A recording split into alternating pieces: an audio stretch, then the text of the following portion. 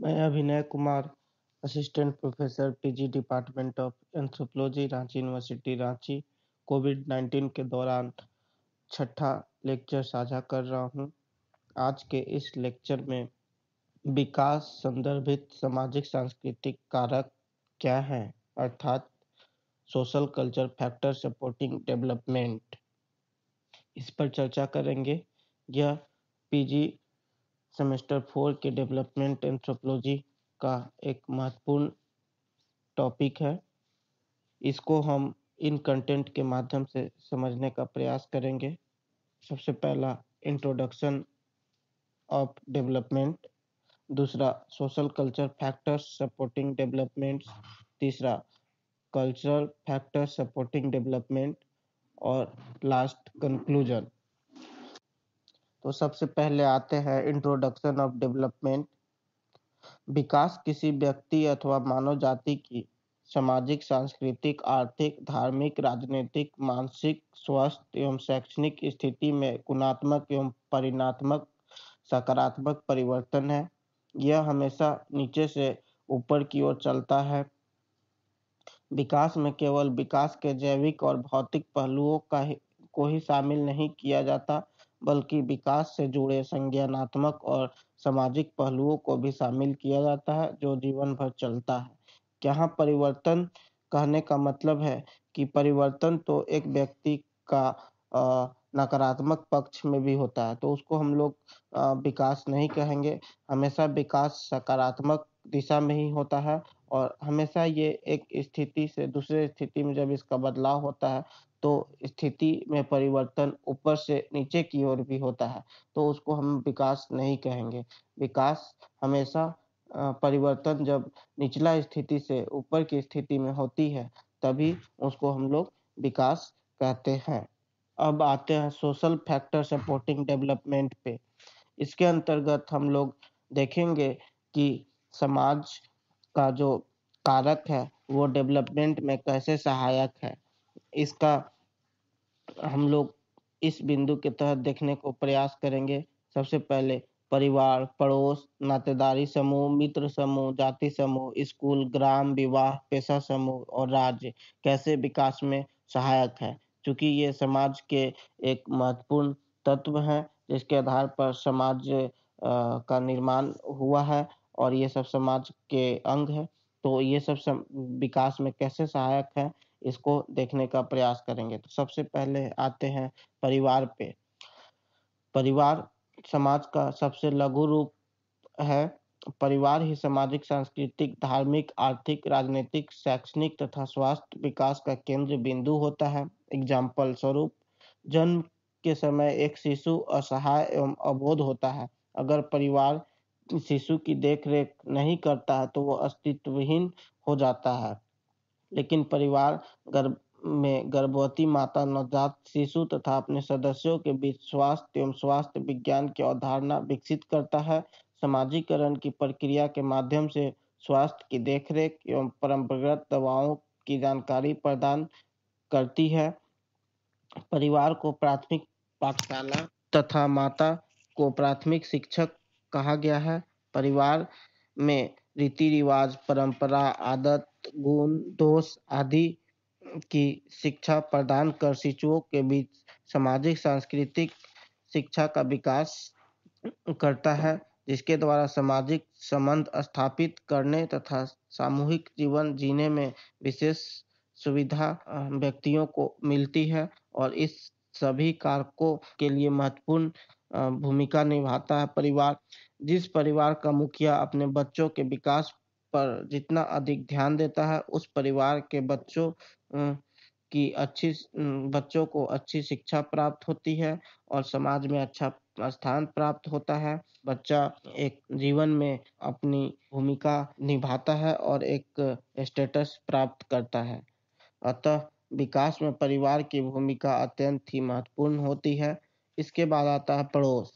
ऐसा देखा गया कि अगर एक परिवार के आसपास रहने वाले परिवार के सदस्य सामाजिक गुणों में विकसित रहते हैं, तब उस परिवार के सदस्य में भी सामाजिक गुणों का विकास होता है। लेकिन आस-पड़ोस के लोगों में असामाजिक तत्वों की प्रधानता होती है, तब उसके प्रभाव जो है वो आस-पास के पड़ोस के परिवारों पर भी पड़ता है। अगर एक व्यक्ति का पड़ोसी सही व्यक्ति है, तब उसका प्रभाव पड़ोस पर पड़ता है। समाज के लोग उस पड़ोसी का अनुसरण कर अपने को भी विकसित बनाने में का प्रयास करते हैं। एग्ज़ाम्पल, पड़ोसी का लड़का डॉक्टर अथवा इंजीनियर बन जाता है, तब पड़ोसी उससे सलाह लेकर अपने बच्चों को भी डॉक्टर या इंजीनियर बनने के लिए उत्प्रेरित करता है। अर्थात अच्छा पड़ोसी अपने विचार, विश्वास, धन तथा व्यवहार से अपने पड़ोसियों को विकसित बनाने में पूर्ण सहयोगी होता है। इसके बाद आता है नातेदार समूह। ऐसा सुनने तथा देखने में मिलता है कि एक चाचा अपने भतीजा या भतीजी या एक मामा अपने भांजा या भांजी, एक बुआ अपने भतीजी या भतीजा तथा एक भाई अपने बहन अथवा बहन अपने भाई के विकास में पूर्ण सहयोग देता है। एग्ज़ाम्पल, गाँव देहात के सभी लोग शहर में नहीं रहते हैं। लोग अपने बच्चों की शिक्षा, मार्गदर्शन हेतु शहर में रहने वाले तथा उच्च पदों पर कार्य करने वाले रिश्तेदारों से मदद मांगते हैं। रिश्तेदार भी सहर्ष उन बच्चों के स्थानीय अभिभावक बन जाते हैं तथा उनकी शिक्षा में मार्गदर्शन और आर्थिक रूप से सहयोग करते हैं। नातेदार समूह एक दूसरे को शिक्षा, गृह निर्माण, विवाह तथा भोज के अवसर पर सहयोग करते हैं। नौकरी के क्षेत्रों में रिश्तेदार समूह एक दूसरे को मदद पहुंचाते हैं तथा विकास कार्यों में सहायक होते हैं। इसके बाद मित्र समूह बाल्य अवस्था से लेकर जीवन के सभी अवस्थाओं में मित्र सहायक होते हैं तथा आश्रयदाता के रूप में जाने जाते हैं। एग्जाम्पल, बाल्य अवस्था में अपने खेल कूद के मित्रों के साथ खेलकर एक व्यक्ति अपने व्यक्तित्व का विकास करता है।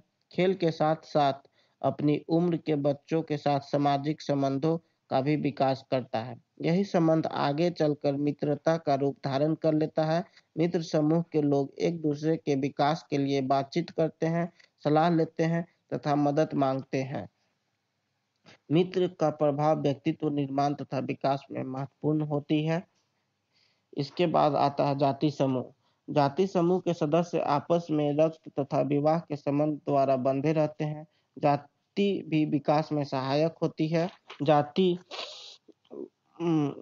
आज जातिवाद के द्वारा विकास में सहयोग मिलता है। बड़े-बड़े नेता तथा अफसर के पास जाति के लोग पढ़ाई तथा नौकरी में स्थान पाने के लिए मदद मांगने जाते हैं और बहुत लोग सफल भी होते हैं। आज हमारी लोकतांत्रिक सरकार ने भी जाति को ही विकास का आधार बनाया है। कुछ जातियों को अविकसित मानकर उनके लिए शिक्षण संस्थान, राजनीतिक संस्थान एवं सरकारी नौकरियां में स्थान आरक्षित कर दिए गए हैं और उन्हें आरक्षण का लाभ देकर विकसित करने का संभव प्रयास किया जा रहा है। इसके बाद आता है स्कूल। स्कूल विकास का आश्रयदाता होता है। यही से बालकों एवं किशोरियों के बीच विकास की रोशनी पहुंचती है। विद्यालय में शिक्षक, मित्र तथा अन्य कर्मचारी से मिलते रहने तथा उनके आचरण को अंगीकार करने से व्यक्तित्व का विकास होता है।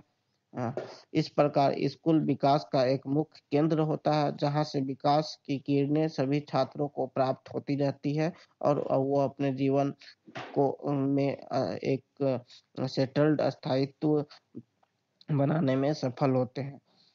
उसके बाद आता है ग्राम। भारत गाँवों का देश है, जहाँ करीब 80% लोग गाँव में रहकर कृषि कर्म अथवा अन्य दस्तकारी और कारीगर आदि कर्म करते हैं। जिस गांव के लोग अधिक पढ़े लिखे तथा सहयोगी विचार वाले होते हैं, उस गांव का विकास उतना ही अधिक होता है। जिस गांव के लोग आपस में लड़ते झगड़ते रहते हैं, उस गांव का विकास उसी तरह से रुक जाता है। इस प्रकार आगे हम आता है विवाह। विवाह एक संस्था है जो सभी समाजों में पाई जाती है। विवाह नामक संस्था विकास को बनाए रखने में सहयोग प्रदान करती है।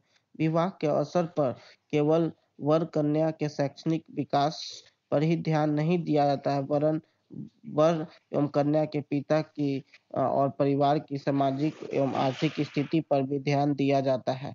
विवाह के द्वारा नए परिवार का विकास होता है। परिवार को चलाने के लिए अर्थ की आवश्यकता होती है, अतः विवाह के अवसर पर अर्थ का आदान-प्रदान भी होता है, जिससे परिवार के विकास में सहयोग मिलता है।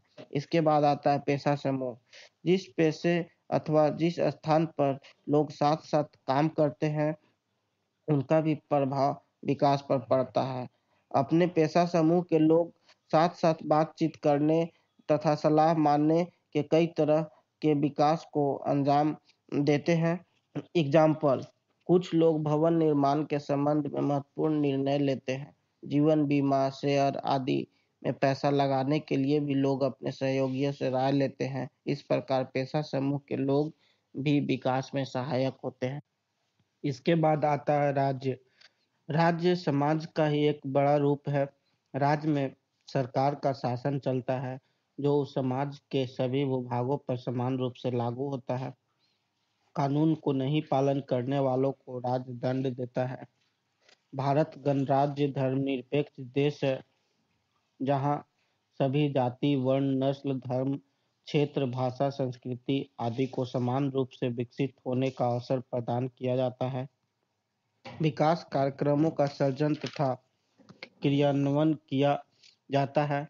राज्य द्वारा विकास के सभी क्षेत्रों जैसे सामाजिक, शैक्षणिक, आर्थिक, धार्मिक, ग्राम, शहर, पर्यटन, स्वास्थ्य आदि पर समान रूप से ध्यान दिया जाता है। अतः कह सकते हैं कि राज्य भी विकास का एक प्रमुख आश्रयदाता होता है, जो विकास में अपनी प्रमुख भूमिका निभाता है। इस तरह से हम कह सकते हैं कि जो जितने भी सामाजिक तत्व हैं, वो विकास में सहायक सिद्ध होते हैं। अब हम चर्चा करते हैं कल्चरल फैक्टर्स सपोर्टिंग डेवलपमेंट एवं अर्थात विकास के सांस्कृतिक सहायक कारक। इसके अंतर्गत हम धर्म, परंपरा, रीति-रिवाज, विश्वास, अनुसंधान, पर्व त्योहार, कला, संगीत, गीत, नृत्य, सांस्कृतिक पारिस्थितिकी आदि तत्वों की चर्चा करेंगे। इसमें सबसे पहले धर्म के बारे में देखते हैं। धर्म हमारे समाज एवं संस्कृति का अभिन्न अंग है। एक व्यक्ति अपने जीवन अनुरूप कर्तव्य का पालन करता है और वही धर्म कहलाता है।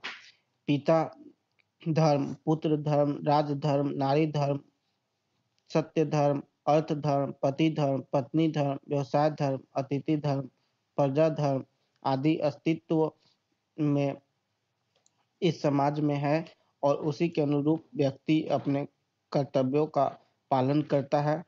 धर्म पालन करने से समाज का चहुमुखी विकास होता है। धर्म पालन करने के कारण लोग अपने कर्तव्य से विमुख नहीं होते हैं। जहाँ कर्तव्य का पालन होता है, वहीं विकास निश्चित होता है। अतः विकास को बनाए रखने में धर्म अपनी भूमिका महत्वपूर्ण रूप से निभाती है। इसके बाद आता है परंपरा। संस्कृति परंपरा के रूप में एक पीढ़ी से दूसरी पीढ़ी में तक पहुंचती है। कहा जाता है कि परंपरा तोड़ी नहीं जाती, लेकिन उसमें नवीन तत्व जोड़े जा सकते हैं। हमारे देश में आरंभ से ही मानवीय गुणों का विकास की परंपरा रही है। इस देश के सभी मानवीय जाति समूह अपनी अपनी सांस्कृतिक परंपराओं का पालन करते रहे हैं। भारतीय सांस्कृतिक संपदा के विकास में परंपरा अपनी महत्वपूर्ण भूमिका निभाती है। परंपरा के अध्ययन तथा पालन से विकास में मदद मिलती है तथा परंपराएं विकास में उत्प्रेरक का कार्य करती है। उसके बाद आता है रीति रिवाज। रीति रिवाज का पालन हमें विकास के लिए उत्प्रेरित करता है। रीति रिवाज के पालन से संस्कार का विकास होता है। संस्कार एक व्यक्ति के व्यक्तित्व के रूप में प्रकट होता है। संस्कार के निर्माण में ही रीति रिवाज की भूमिका महत्वपूर्ण होती है। रीति रिवाज के पालन के समय सगे संबंधियों तथा मित्रों को आमंत्रित किया जाता है। इससे सामाजिक संबंधों का विकास होता है। अतः हम कह सकते हैं कि रीति रिवाज भी विकास में सहायक होता है। इसके बाद आता है विश्वास। विश्वास विकास में विश्वास की भूमिका महत्वपूर्ण होती है। मानव जब विकास के मार्ग पर चलता है, तब उसे अनेक प्रकार की कठिनाइयों का सामना करना पड़ता है। कई बार वो अपनी असफलताओं से विचलित होने लगता है। विश्वास ही विकास की कुंजी है। अगर सच्चे मन से विश्वास के साथ कुछ कर्म किया जाता है तो उससे सफलता अवश्य प्राप्त होती। विश्वास में के डगमगा जाने के कारण हम विकास के मार्ग से भी विचलित हो जाते हैं। अर्थात हम कह सकते हैं कि विश्वास भी विकास में सहायक तत्व है। इसके बाद आता है अनुसंधान। मानव के विकास में अनुसंधान की भी महत्वपूर्ण भूमिका रही है। जब कोई विशेष कार्य की सफलता में विघ्न उत्पन्न होता है अथवा कोई कार्य की प्राप्ति में देरी होती है, तब अनुसंधान का आयोजन किया जाता है। जैसे एग्जाम्पल, राजा दशरथ ने पुत्र की प्राप्ति हेतु यज्ञ का अनुसंधान किया था। उस यज्ञ की समाप्ति के पश्चात उन्हें पुत्र रत्न के रूप में राम, लक्ष्मण, भरत, शत्रुघ्न की प्राप्ति हुई थी। इसी प्रकार आज भी लोग पुत्र की प्राप्ति हेतु हरिवंश पुराण का पाठ सुनते हैं। उसके बाद इसी तरह से मनोकामना पूर्ण होने पर सत्यनारायण स्वामी की कथा सुनी जाती है। मोक्ष की प्राप्ति हेतु चारों धामों की यात्रा की जाती है। तो इस तरह हम कह सकते हैं कि मानव के विकास में अनुसंधान एक अपनी महत्वपूर्ण भूमिका निभाती है, जिससे व्यक्तित्व का विकास होता है। अब इसके बाद आता है पर्व त्योहार। प्रत्येक पर्व त्योहार की उत्पत्ति किसी बड़ी सामाजिक सफलता के कारण हुई है। अंधेरे के ऊपर प्रकाश का शासन स्थापित करने वाली माता लक्ष्मी की पूजा हम दीपावली के रूप में करते हैं। पर्व त्योहार के अवसर पर देवी देवताओं की पूजा की जाती है तथा लोग उपवास रखते हैं, एक दूसरे से गले मिलते तथा एक दूसरे के यहाँ जाते आते हैं। इस प्रकार पर्व त्योहार के मनाने से धार्मिक, सामाजिक, सांस्कृतिक एवं लौकिक संबंधों का विकास होता है। लोग आपसी मतभेद या भेदभाव भूलकर एक दूसरे को गले लगाते हैं। लोग अपने आप को अकेला महसूस नहीं होने देते हैं। इस प्रकार पर्व त्योहार के द्वारा सामाजिक, सांस्कृतिक व्यक्तित्व का विकास होता है। पर्व त्योहार के अवसर पर संपूर्ण मानव जाति के विकास एवं कल्याण की कामना की जाती है। पर्व त्योहार मनाने से ऐसा विश्वास होता है कि देवी देवता की असीम कृपा उन पर किसी व्यक्ति पर बनी रहेगी तथा समाज पर बनी रहेगी और विकास के मार्ग स्वतः खुलते चले जाएंगे। इस प्रकार इन तत्वों के आधार पर कह सकते हैं कि पर्व त्योहार भी विकास के एक सहायक तत्व है। इसके बाद है कला। मानव के विकास में कला का स्थान सुरक्षित है। कला मानव की अनोखी रचना होती है। कला अपने आप में सामाजिक, सांस्कृतिक, भौगोलिक, ऐतिहासिक तथा धार्मिक ज्ञान संयोग कर रखती है। आरंभ से लेकर अब तक कला में कई तरह के विकास हुए हैं। आज के युग में भी चित्रकार का अपना महत्व बरकरार है। किसी की को मूर्ति, किसी को पेंटिंग, किसी को सिलाई कढ़ाई आदि देखकर हम स्वतः आकर्षित हो जाते हैं तथा चित्र की प्रशंसा करते हुए हम भी पीछे नहीं रहते हैं। कई लोग कला के माध्यम से अपने परिवार के सदस्यों का भरण पोषण कर रहे हैं। अपनी सफलता पर उन्हें गर्व होता है। इस प्रकार हम कह सकते हैं कि देश, राष्ट्र तथा समाज के विकास में कला एक अपनी महत्वपूर्ण भूमिका निभाती है। इसके बाद आता है गीत संगीत। मानव के विकास की गति में गीत तथा संगीत का एक अपना स्थान है। गीत एवं संगीत जो है कष्ट को दूर करने का साधन है। संगीत एवं गीत मानव हृदय से कष्ट को कोसों दूर कर सुख की अनुभूति प्राप्त करवाती है। मानव अपना दुख तकलीफ भूलकर अलौकिक आनंद के सागर में गोता लगाने लगता है गीत एवं संगीत के माध्यम से।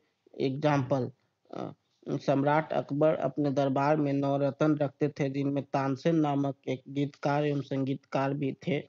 आधुनिक सिनेमा तथा टीवी सीरियल्स में भी गीत एवं संगीतकार की भूमिका महत्वपूर्ण देखी जाती है। देवताओं में भगवान शिव स्वयं नटराज के रूप में डमरू बजाते प्रकट होते हैं। आजकल शास्त्रीय गीत संगीत के स्थान पर आधुनिक गीत संगीत का विकास हुआ है। इस प्रकार हम कह सकते हैं गीत संगीत भी विकास को प्रभावित करता है। आजकल गीत संगीत की प्रतियोगिता में स्थान पाने वाले व्यक्ति देश, राष्ट्र तथा समाज का नाम रोशन करते हैं। इसके बाद आता है नृत्य।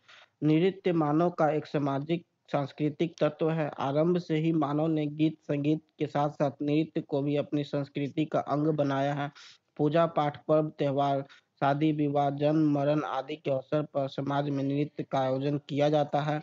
लोक नृत्य के अलावा भारत में नृत्य के कई घराने भी प्रसिद्ध रहे हैं, जहाँ से शास्त्रीय नृत्य तथा संगीत का प्रसार होता है। आजकल सिनेमा तथा टीवी सीरियल में आधुनिक नृत्य प्रदर्शित किए जा रहे हैं। नृत्य प्रतियोगिता में भाग लेकर विजयी होने वाले व्यक्ति अपना तथा अपने राष्ट्र एवं समाज का नाम विकसित करते हैं। अतः नृत्य विकास को समर्थन देने वाला एक महत्वपूर्ण कारक है। इसके बाद आता है सांस्कृतिक परिस्थितिकी। मानव के विकास में सांस्कृतिक परिस्थितिकी की भी भूमिका महत्वपूर्ण है। एक विशेष प्रकार के भौगोलिक क्षेत्र में एक विशेष प्रकार के सांस्कृतिक विकास होता है, जो मानव तथा उसके वास स्थान के बीच अंतर संबंध का परिणाम होता है। एग्जाम्पल, जंगल के बीच रहने वाले समूह की संस्कृति खाद्य संकलन एवं शिकार पर आधारित अर्थव्यवस्था के बारे में जानकारी प्रदान करती है। रेगिस्तान में रहने वाले समूह की संस्कृति ऊंट का विशेष स्थान होता है। घास के मैदान के पास रहने वाले समूह की संस्कृति पशुपालन संबंधित अर्थव्यवस्था को प्रकाश में लाती है। समुद्र के किनारे रहने वाले समूह की संस्कृति मत्स्य मारण अर्थव्यवस्था के बारे में ज्ञान प्रदान करती है। औद्योगिक तथा शहरी क्षेत्र में रहने वाले समूहों की संस्कृति श्रम अर्थव्यवस्था के बारे में ज्ञान प्रदान करती है। इस प्रकार स्पष्ट होता है कि प्रत्येक पर्यावरण में एक भिन्न प्रकार की सांस्कृतिक परिस्थिति का विकास होता है, जो मानव की अर्थव्यवस्था के विकास की कहानी प्रस्तुत करती है। इस प्रकार हम कह सकते हैं कि विकास में सांस्कृतिक तत्व भी अपनी महत्वपूर्ण भूमिका निभाते हैं। अब लास्टली कंक्लूजन। ऊपर वर्णित सभी तथ्यों के विवरण के आधार पर हम कह सकते हैं कि मानव एक सामाजिक ही नहीं वरन सांस्कृतिक प्राणी भी है। मानव एक प्रगतिशील प्राणी रहा है। वह प्राणी जगत का स्वामी कहलाता है, क्योंकि वह एकमात्र ऐसा जीव है जिसने विकास करना सीखा है तथा विकास के पथ पर अभी भी अग्रसर है। अतीत में भी मानव ने विकास किया है, वर्तमान में भी विकास कर रहा है तथा भविष्य में भी विकास करता रहेगा। हालांकि विकास की गति हर समाज में एक समान नहीं पाई जाती है, लेकिन अपने जीवन को सुलभ तथा विकसित बनाने बनाने का प्रत्येक मानव समाज राष्ट्र प्रयास करते हैं और यह गतिशील है। मनुष्य एक सामाजिक प्राणी है। वह अकेले विकास नहीं कर सकता है। विकास के लिए उसे समाज के सदस्यों से सहयोग लेना पड़ता है। समाज विकास के लिए सामाजिक स्वीकृति प्रदान करता है तथा उसी के अनुरूप सांस्कृतिक का और संस्कृति का भी विकास होता है। अतः विकास के लिए केवल आर्थिक कारक ही नहीं वरन सामाजिक सांस्कृतिक कारक भी उत्तरदायी होते हैं।